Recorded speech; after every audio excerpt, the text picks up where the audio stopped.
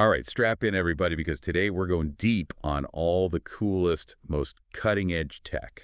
Cutting edge. So we're talking like bleeding edge. Oh, yeah, like straight from the source. We've got this insane newsletter. It's basically like a 24-hour snapshot of what's happening in crypto, AI, robotics, all pulled from the giants like ChatGPT and Grok and Gemini. It's crazy how much they pack into a day. Sounds like we've got our work cut out for us then. Where do we even begin with all that? Well, let's start with Ethereum. Okay, always a good place to start. Right. And it's going through some serious changes right now. Vitalik Buterin wants to make it leaner, meaner when it comes to transactions. So we're talking about things like fee burning, more staking, even this blob data storage, which I'm honestly still trying to fully grasp. Yeah, it's pretty complex stuff, but super fascinating. You probably already know about fee burning, how it reduces the supply of ETH and potentially drives up the value. Right. And how staking means more rewards for the people participating. Exactly. But this blob data storage, that's where things get really interesting. It's like a potential solution to a big problem Ethereum's been having, which is storing a ton of data on the blockchain. Ah, I see. So bigger data means it can handle more complex stuff.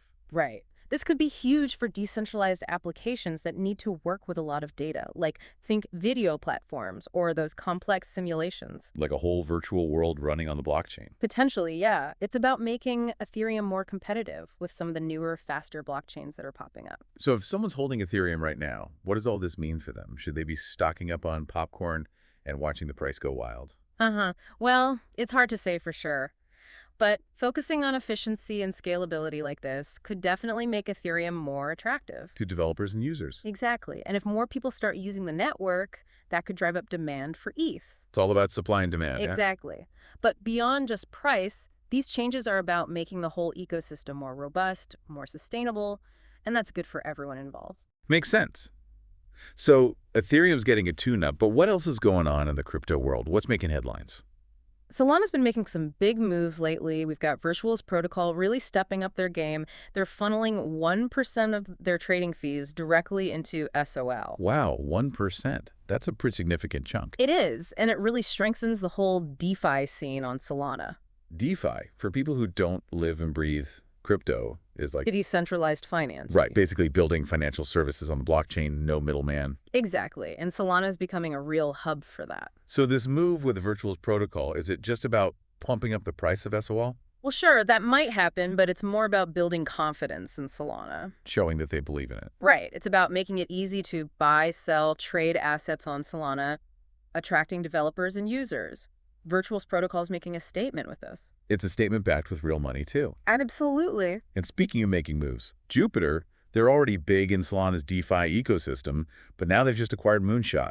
Big merger. Makes Jupiter an even bigger player in DeFi. Instead of just a trading platform, they're becoming like a one-stop shop for all sorts of financial tools. More options, maybe higher value for anyone holding their token, JUP. Things are heating up over there. Now, for something that almost sounds too crazy to be true, Dogecoin. Uh-oh, what's Elon up to now? It's not even the usual to the moon stuff this time. This is different. Apparently, Elon Musk has been talking about using Dogecoin for, get this, I'm almost afraid to ask. U.S. government spending transparency. Wait, seriously, Dogecoin, the meme coin, for government stuff. I know, right? It sounds insane. But imagine, just for a second, if it actually happened. Okay, I'm trying to wrap my head around this. If the U.S. government actually starts using Dogecoin, even a little bit, to track spending, wouldn't that instantly legitimize it? I mean, yeah, it wouldn't be a joke anymore. It would be a real solution used by the government.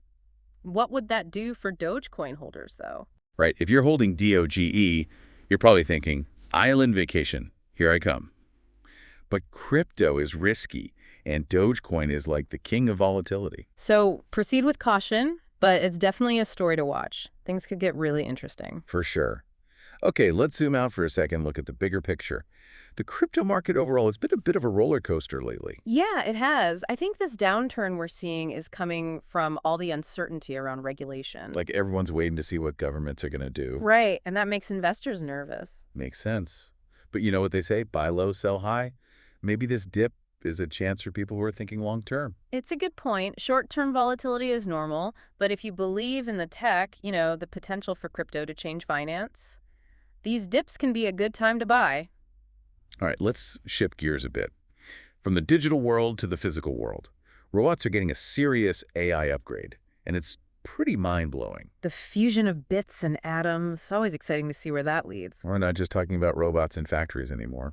No, this is next level. Nvidia, the company that makes those super powerful graphics cards that gamers love, they're stepping into the robotics world. Really? So what are they doing? They've got this whole suite of AI tools, specifically designed for industrial robots and autonomous systems. So these aren't just robots following pre-programmed instructions. They can actually learn and adapt. Exactly, thanks to AI. Imagine warehouses that basically run themselves, or factories where humans and robots are working side by side, each doing what they're best at. It's like a sci-fi movie coming to life. Right. So what does this mean for companies like Amazon that rely so much on automation? It's a chance to take efficiency to a whole new level. Faster processing, fewer errors, potentially lower costs. Which could mean lower prices for us, the shoppers. Faster shipping, lower prices. Sign me up. It seems like these AI-powered warehouses are the future. It's hard to argue with the efficiency, and as more and more people expect their stuff delivered yesterday, companies are going to need this tech to stay ahead of the game. So robots are getting smarter, but now they're also becoming companions. Now that's an interesting development. Right. We were talking about those AI companion robots earlier. As cool as the tech is, there's this whole other side to it. The ethical side. Exactly. Are we really ready for robots to be such a big part of our lives? I mean, think about it. Realbotics, they make those incredibly lifelike robots. You're getting really good. They just released Aria. Aria. It's an AI companion robot that you can customize however you like. Customizable. So it's not just a pre-programmed personality. You can make it your own. Right. And that brings up a lot of questions about human relationships. Are we ready to welcome robots into our homes, not just as helpers, but as friends, companions? Yeah. It's a huge question. It's almost like a giant social experiment happening in real time. Some people are excited about the possibilities. Others are a little freaked out. Rightfully so. It's complex. No easy answers. We need to think carefully about this as the technology keeps advancing. Absolutely. And speaking of advancements, Meta, Facebook, they're making some bold moves in the AI world. They are going all in, that's for sure. I heard they're investing in an insane amount of money in AI infrastructure. Insane is an understatement. We're talking $65 billion. And they're building their own AI model, Llama 4, to compete with OpenAI. Wow, they're not messing around. It feels like a real turning point for Meta. Definitely. They're not just a social media company anymore. They want to be a major player in the AI race. And this kind of investment is going to push the whole field forward, right? Absolutely. We could see a ton of innovation, not just in Meta's platforms, but everywhere. Exciting times. But all this amazing tech, it comes at a cost. Literally, I'm talking about all the e-waste we're generating. Ah, yes, the dark side of progress. It's a real problem. But here's a cool idea. Scientists are exploring ways to use robots to fight e-waste. That's a pretty neat concept. How would that even work? So imagine robots sorting through mountains of old electronics, finding the valuable stuff that can be recycled, even taking devices apart safely and efficiently. So we're using technology to fix the problems created by technology. Exactly. I love that idea. Yeah. But can it really be done on a large scale? That's the challenge. It is, but it ties into a bigger trend we're seeing. Sustainability is becoming a key focus in the tech world. It's not just about making the next cool gadget anymore. It's about making sure it doesn't trash the planet. Consumers are demanding it. Companies are starting to listen. Good. So we've got Ethereum getting leaner, Solana becoming a DeFi hub, Dogecoin maybe getting a government boost, robots fighting e-waste, and Meta diving headfirst into the AI pool. Wow, we covered a lot of ground. It's amazing what can happen in just 24 hours, right? It is remarkable. And what's really fascinating is how all these areas are starting to overlap.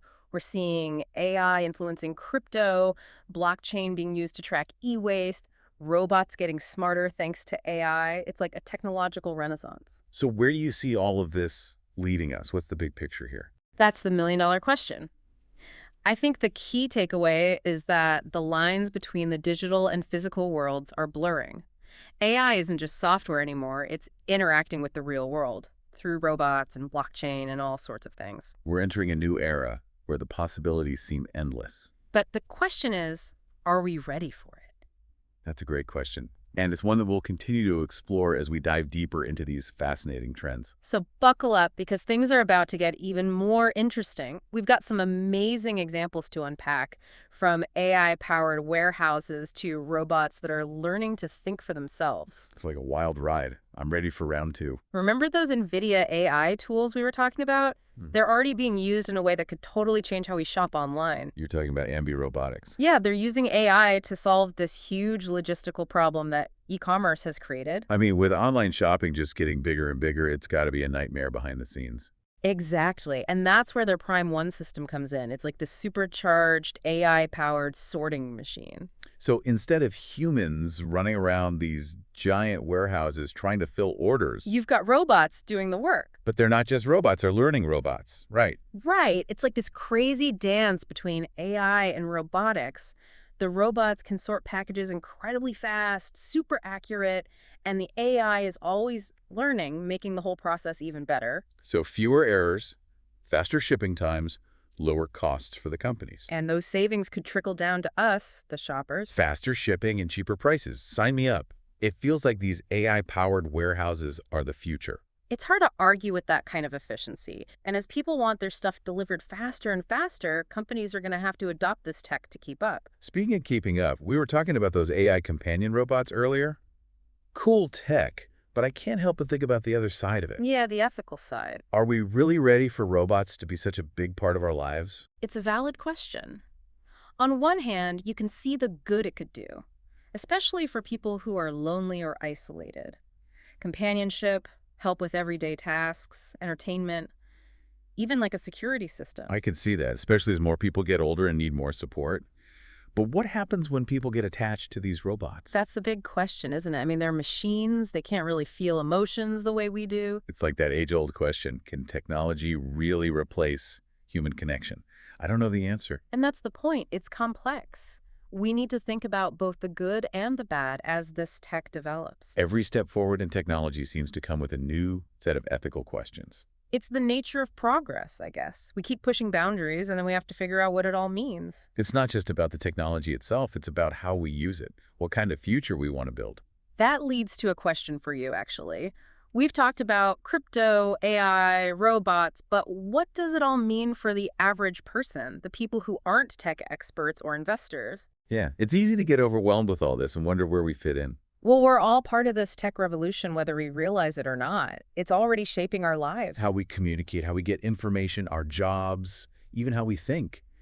It's all being influenced by this stuff. And it's only going to get faster. So we have to stay informed, stay curious, stay open to new possibilities. Don't just be a bystander. Be a part of shaping the future. Exactly. And on a lighter note, let's talk about something that's got everyone buzzing, the metaverse. Remember Facebook changing their name to Meta? Oh yeah, they're going all in on that virtual world thing. They've been pouring money into it. The idea is that we'll work, play, socialize, all in this virtual space. But is it really going to happen? A lot of people are skeptical. Some people think it's just a fad. But I think there's more to it. What makes you say that? We're already spending so much time online. Work, shopping, social media.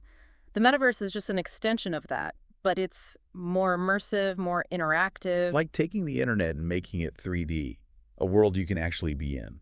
Right. But there are still challenges. The tech needs to improve, the cost needs to come down, and there are issues with privacy and security and even addiction. Those are some serious concerns. They are. We need to be realistic about the downsides. But I think it's important to be balanced. The metaverse could be amazing, or it could be terrible. It's up to us to steer it in the right direction. It's like a fork in the road. One path leads to a dystopia where everyone's plugged into virtual reality and disconnected from the real world. The other path leads to this utopia where the metaverse makes our lives better, connects us in new ways. And it's our choice which path we take. That's a powerful thought. So what can we do to make sure we're on the right path? I think it starts with education. The more we understand about this tech, the better decisions we can make about how it's developed and used. Knowledge is power. Exactly. But it's not just about the technical stuff. It's about thinking critically, asking questions, thinking about the ethical implications. So it's not just the what, it's the why and the how. Right. We need to ask ourselves some tough questions about what kind of future we want. And those aren't always easy questions to answer. But they're essential if we want to use this technology for good. And that brings us to one more topic I wanted to touch on. What's that? The future of work. It's no secret that automation and AI are changing the job market. Jobs are disappearing, new jobs are being created, and a lot of people are worried. And they have every right to be. It's a big change. But I think there's reason to be optimistic. Really? Help me understand that. Think about it. Technology has always changed the job market. The Industrial Revolution, computers, the internet, they all caused disruption. So this is just the next chapter in that story. Exactly. Some jobs will be lost, but new ones will be created. That's how it's always worked. The key is to be ready for those new jobs, to adapt and learn new skills. Be proactive, not reactive. Exactly. Invest in education, training, lifelong learning. Recognize that the future of work is something we're creating, not something that's just happening to us. And the more we understand about it, the better we can navigate the changes and create a better future for everyone. Couldn't have said it better myself. So we've covered a lot today. The metaverse, AI companions, the future of work. Some really big questions facing our world. Big questions with no easy answers. Yeah. But before we wrap up, I want to leave our listeners with one last thought. We've talked about a lot of potential problems, but what about the good stuff? What are you most excited about in all of this? What makes you optimistic about the future? Oh, there's so much to be excited about. I think for me, it's seeing how these technologies can help us solve some of the world's biggest problems. Like what? Give me some examples. Well, take climate change, for instance. AI and robotics could be absolutely crucial in developing renewable energy, reducing waste, cleaning up the environment. Yeah, we talked about the robots tackling e-waste, but it could be so much more than that. Imagine AI optimizing entire energy grids, or designing sustainable cities, or even predicting and mitigating the effects of climate change. Exactly. And then there's the potential for personalized medicine powered by AI and all that big data we're collecting. Imagine treatments tailored to your specific genes, way more effective therapies, and better outcomes for everyone. It's like science fiction coming to life. What about blockchain? Where do you see the biggest opportunities there? For me, it's all about transparency and accountability, not just in government, like with that Dogecoin idea, but in all sorts of areas. Right. Imagine knowing exactly where your food or clothes come from, how they were made, who made them. Or a financial system that's truly fair, where everyone has access no matter who they are. It's about empowering people, building trust. So you're consciously optimistic about the future. I am. I really believe technology can make the world better, more just, more sustainable, more fulfilling for everyone. But we have to use it wisely. I love that. It's a good reminder that we're not just along for the ride. We're the ones creating the future. And that's a great point to wrap things up on. To everyone listening, thank you for joining us on this crazy journey through the bleeding edge of technology. We hope you learned something, maybe had your mind blown a little bit, and that you feel inspired to be a part of shaping the future. Remember, the future is not set in stone. It's up to us to create it. So stay curious, stay informed, and above all, stay hopeful. Until next time, keep exploring and keep diving deep.